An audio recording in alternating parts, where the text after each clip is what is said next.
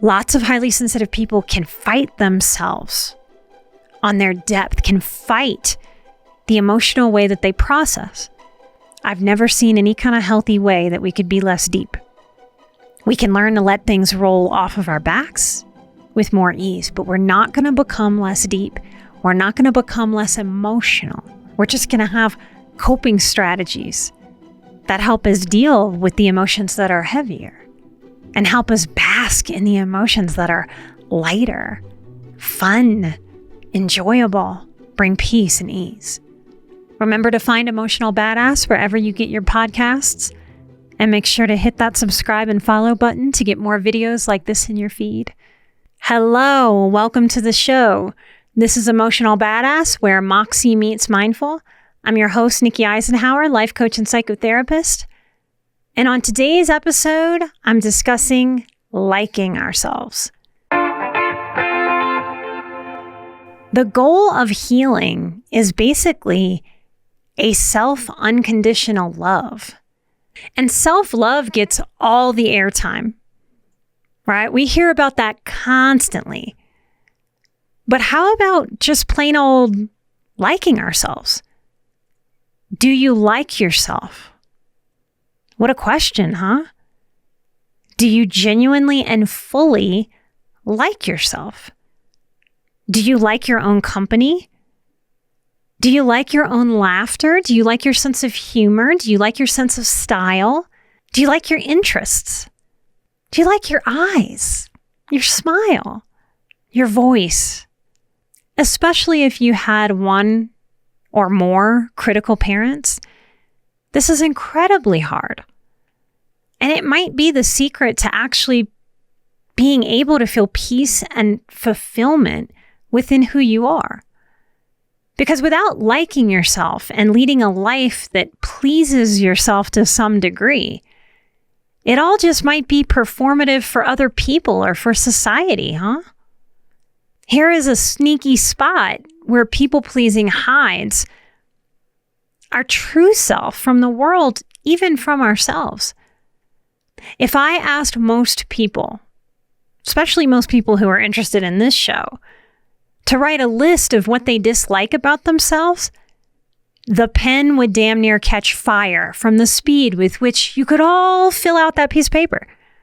If I ask you to write what you like about yourself, I'll hear crickets, the pen tapping, a perplexed dead air kind of time filled with a whole lot of the wheels of the mind stop turning. Why is this so hard to make a list of what we like about ourselves, but so easy to make a list of what we dislike about ourselves? It's super out of balance. Almost universally, when this question hits someone, they'll give me, after a long pause, some version of, well, I guess I like that I'm good at helping other people. So much codependence, y'all, that even the thing you let yourself like about yourself is how you serve other people. We got to get beyond that. What do you like about yourself? Sometimes highly sensitive people, they really want a good relationship with themselves to fall out of the sky or hit them like lightning. It's not going to happen like that. You don't have to take a powerless role in terms of liking yourself, in terms of your relationship to and with yourself. Way too many people think, it's just how I am. This is just my personality. I'm just down on myself. That's not real. No baby comes into the world just automatically down on themselves. Something has happened in our development if we don't like ourselves. Maybe you grew up hearing this too, the way that I did.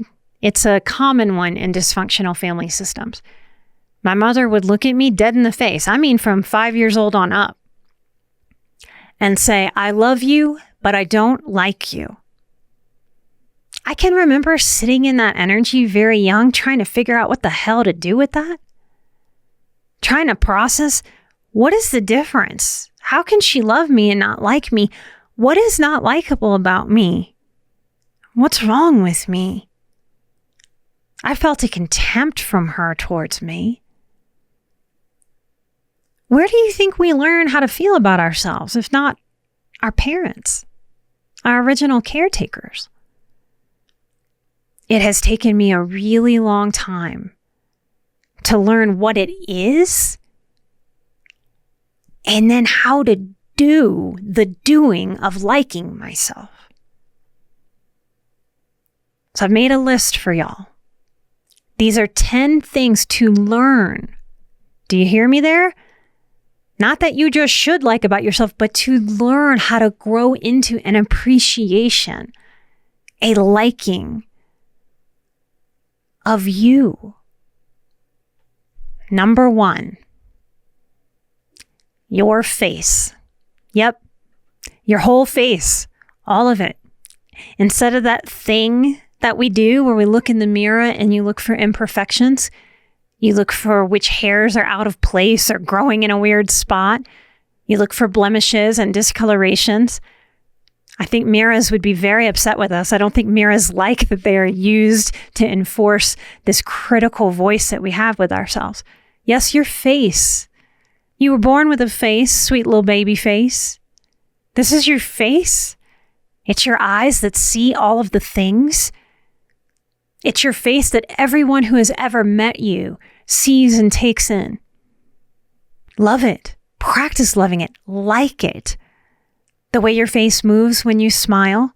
The fact that your teeth, no matter how they're shaped, no matter how they're colored, you realize they have chewed every single bite of food that has ever gone into your body? Liking ourselves is a lot to do with gratitude. Gratitude for this face. It holds your eyes, the windows to your soul. It is yours and it is like no one else's. Maybe you're a twin, but even twins have little micro differences. It is your face. It is time to love it. Number 2, your inner child. Yep. Don't just love him or her. Like her, like him as a path to healing. I've learned over time. I used to feel just a sense of criticalness with it. I've learned over time to accept and love and now like the goofiness of my inner child. The way she thinks and considers is unique. The experiences that she's had are unique, and she informs me of what she needs when I slow down and get quiet enough to listen and pay attention. The love that has been cultivated is powerful for my inner child.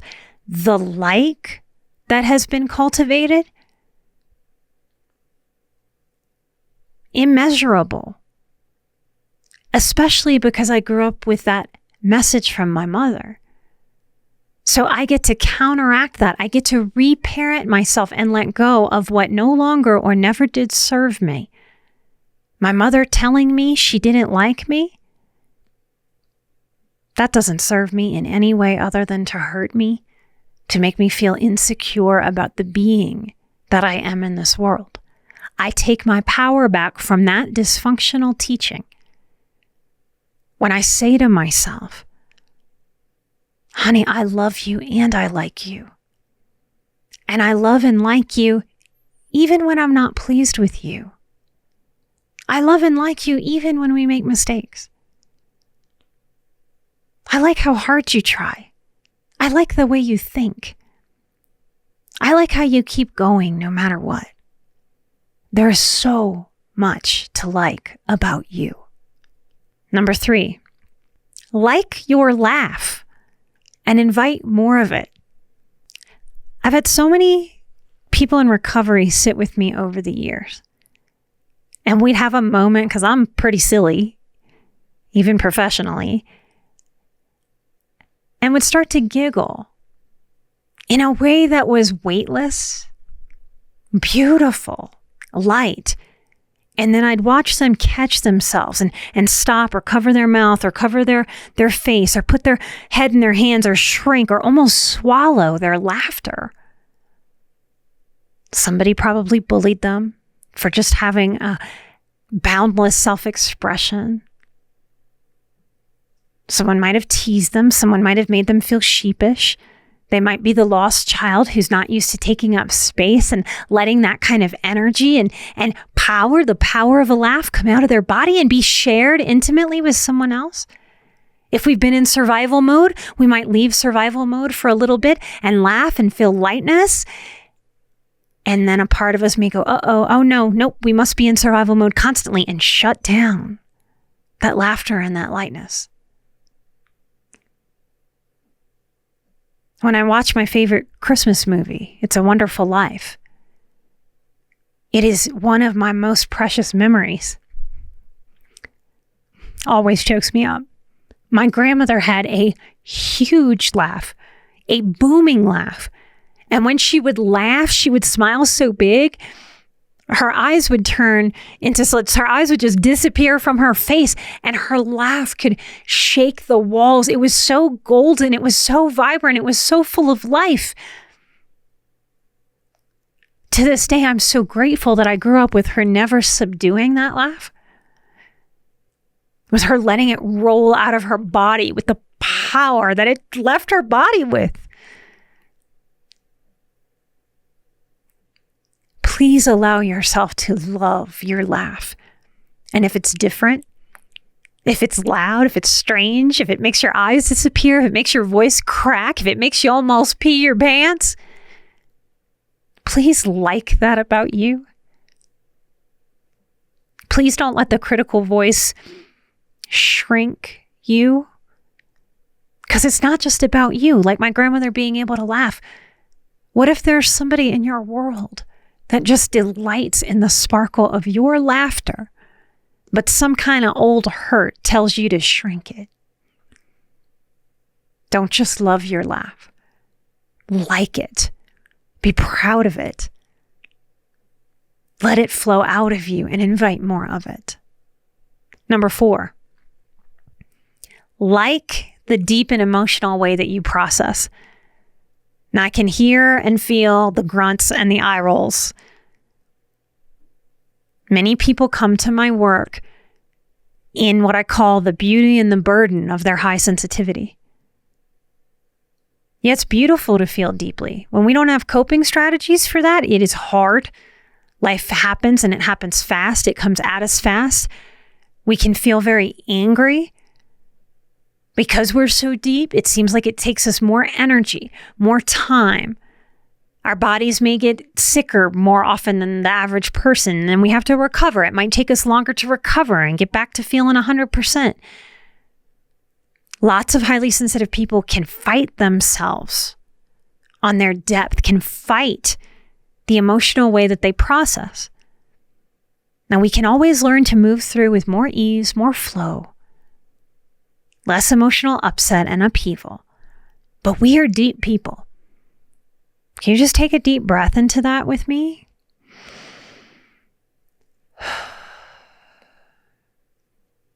I've never seen any kind of healthy way that we could be less deep.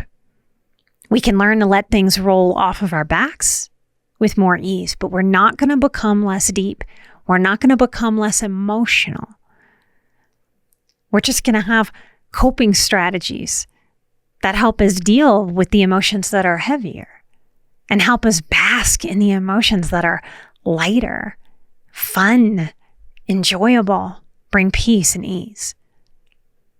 I love and like the deep and emotional way that you process.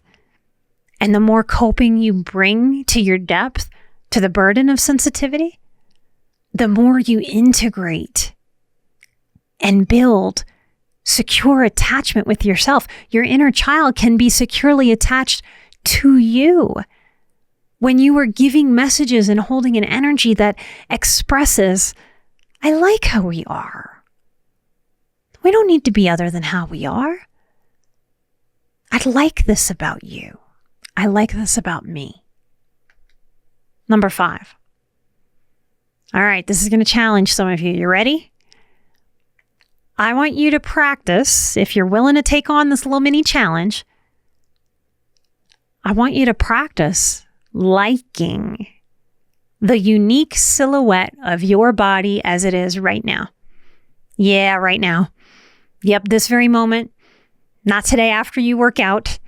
Not after you take yourself off sugar for the next amount of time. I mean, right now. Maybe you've had a baby recently. Maybe you've had some health struggles. Maybe you've had an accident on a bicycle or in a car and you're recovering. Work on liking the unique silhouette of your body as it is right now. I know many of you are racking your brains going, how? Look at yourself when you get out of the shower. So many of you avert your eyes. So many of you treat your body like this thing that's being dragged around under the head. This is your unique body. This is your unique silhouette. Every step you've ever taken has been on these legs. Every chair you've ever sat in on this booty. Every moment of your life since your conception, that initial heart spark, your heart's been beating. We've spent way too much time fighting the shapes of our bodies because they just aren't what we expect, damn it. What we say is okay. We can let go of this fight and move towards liking what is. No more fight. No looking at this body and pinching it and poking it and being mad at how it is. That belly, however your belly is, whatever love handle situation you may have going on, this is your center. It's your core. My mamas out there, your bellies have grown babies. You've made people. No more fight with this belly. No more fight with this body. That's a choice that you must make. Some things are black and white. And if we don't choose with intention, I'm going to like this body. I'm going to like it every day. I'm going to like it till it's natural for me to like it. I'm going to like it till my set point becomes liking this body. I've had quite enough years of fighting and disliking this body. No more. If you don't decide to like your body, what's the default? If you don't believe me that you have the power to decide such things, let me explain how that works. This is a fake it till you make it situation. This is a practicing into. See, you weren't born a baby who had any kind of problem with their body. I will never, ever believe that. Every baby comes into this world absolutely precious. We learn doubt. We learn judgment. We learn fighting with this body. We learn it from comparing to others. We learn it from magazines, especially those of us that are older. We're learning it from social media. We're learning it from the plastic surgery that celebrities parade in front of us, often without telling us that they did that. You practice into it. This is okay to fake it till you make it. You can say, I like my body. I like you, body. I like you. I like you. I like you. Even while you hear the critical voice try to fight you down. If you like yourself, guess what happens to the critical voice? It loses power. So many of you are trying to manage that critical voice and are struggling to figure out how. This is one of the ways. People who truly like themselves, that critical voice isn't super duper active. Either that critical voice didn't overdevelop for them, or they know how to ignore it. They know how to put it in its place. They know how to silence it. They know how to say, I am not listening to you about this. Do more than love this body. Like it. Every way that it bends. Every way that it lets you sleep when it lets you sleep. For all the moments it's ever been awake trying to figure things out for you and with you. Like your body. The upper half, the lower half, the front half, the back half. Embrace the uniqueness of your unique silhouette. Honor that no one else has that exact shape. Isn't that special? Isn't that amazing? You get to like this shape even while you might be working to change that shape. Number 6. Like your interests or cultivate interests you do like. Giving permission to give time and energy to your interests, this is an act of self-respect. It's an act of, I like you enough to allow you to do things that interest you. Life isn't all work and it's not all healing. It's play. It's joy. It's not working so that we get a break from work. That means emotionally and the kind of work that pays our bills.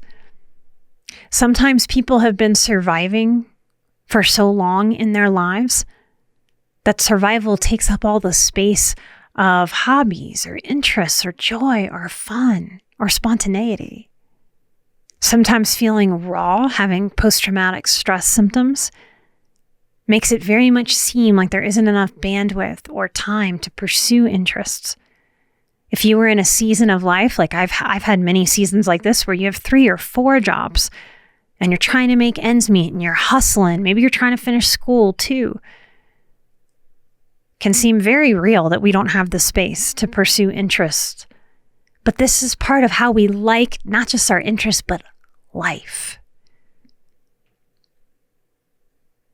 It'll sound obvious when I say this out loud, but this is one of those things that very few people will look us directly in the face and tell us, if you're a bit bitter about life, if you're angry at life, if you think life is too hard, you're not intentionally having enough fun with it.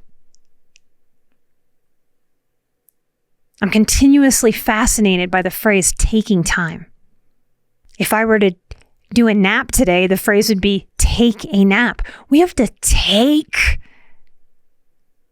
time and space that we need, that rejuvenates us, that restores us, that makes life, the hard things, feel worth living.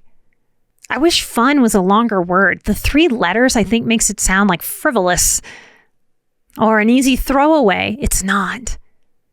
Maybe if fun was a 17-letter heavy word, we'd feel a little differently about it. What happens in your life if you let yourself like the time that you're spending the way that you're spending it?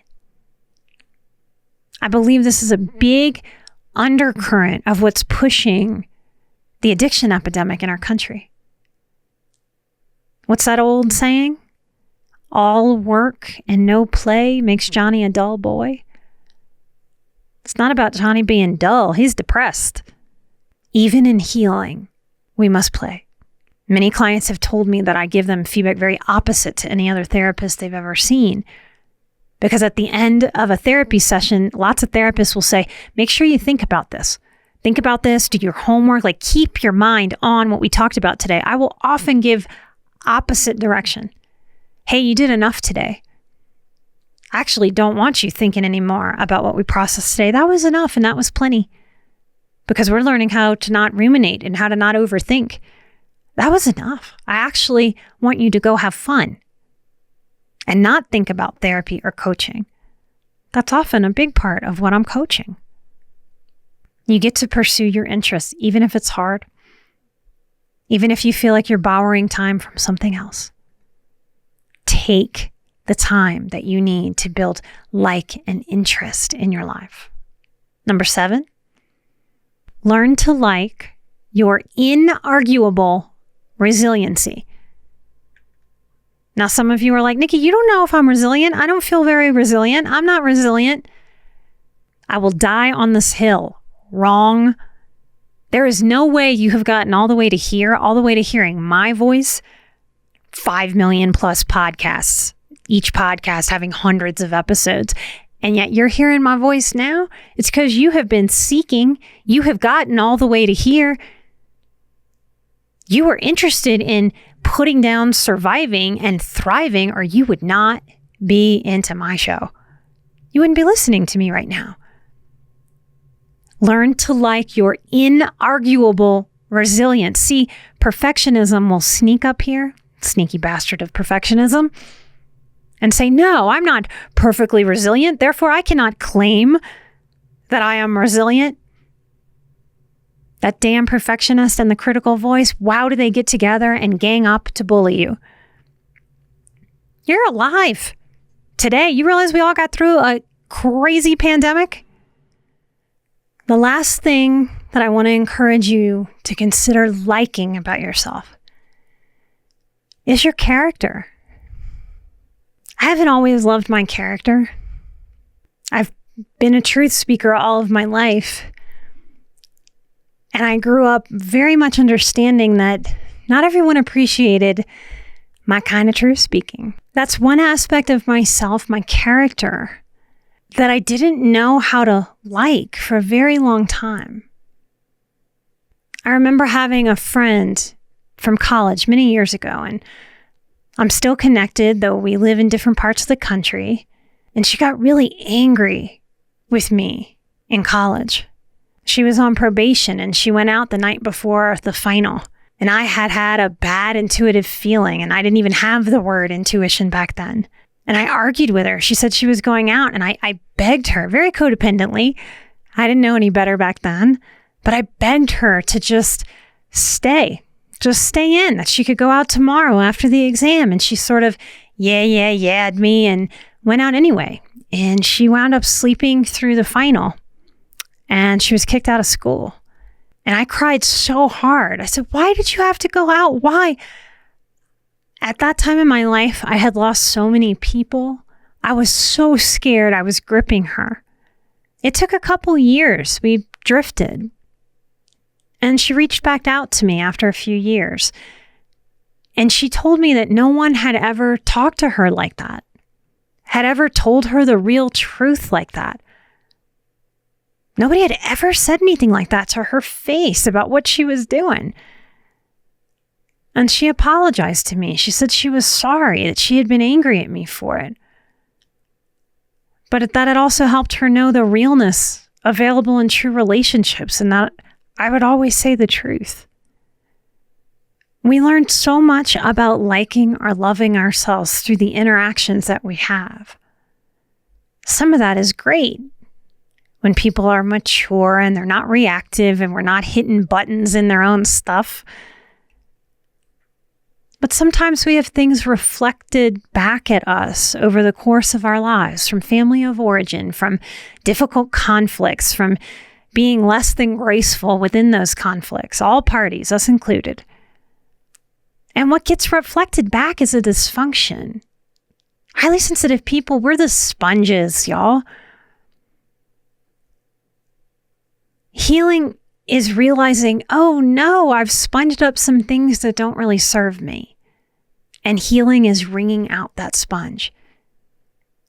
If you hold any dislike for yourself, which seems so easy for big-hearted people to do, I just want you to know that you really can work to let that go. You can reframe and transform that pain, that dysfunction that we soaked up, that allows us to not be in like of ourselves. We can work on that relationship with self and actually really, truly, honestly like ourselves. The fake it till you make it doesn't last forever. All of a sudden, the fake it part falls away because we've practiced it enough for it to become who we are. I hope this episode helps encourage you to take the reins of your life in this way, and that you give yourself a great permission to like you. If you want to do more work with me, I invite you to come join the next Emotional Strength Training, 30 Days to Peace. We are worthy of feeling peace. It doesn't fall out of the sky. We practice into it. Just like liking ourselves, like this episode was about today. If you want to come hang out at the Patreon, we can't do the show without Patreon. Some of you have been on the Patreon since the beginning. Thank you so much for supporting my work, getting out all over the world. There is rarely a day or a week where we don't get some kind of message, some kind of place online that says the show has helped transform them. We even get messages fairly regularly that the show has helped save lives. We can't do much in this life alone, even the most hyper-independent of us. Y'all have been my team to help me get this work out into the world. I don't just love that. I appreciate that, and I like that. Thank you for being here, now and since the beginning. Light and love. I am an emotional badass. You are an emotional badass. And together, we are where Moxie meets mindful. Light and love, and so much liking of who you are. Till next time, bye-bye.